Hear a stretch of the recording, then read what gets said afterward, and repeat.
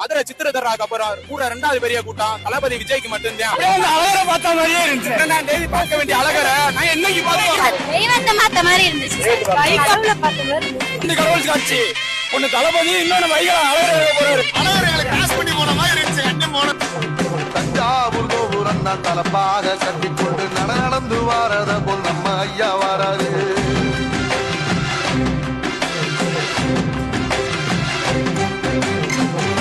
கொடுத்தது என்ன சீரக்காதி இருந்தது என்ன ஐயா உசுறு வர அள்ளி அள்ளி தருவாரு. சாதி சாதிக்கு ஒரு சங்கம் வச்ச நாட்டுக்குள்ள எல்லா சாதிக்கு ஒரு பொழுதோட வராது. இல்லை என்பதையே இல்லாம செஞ்சவர் பாண்டி கேரளா மேல வராது.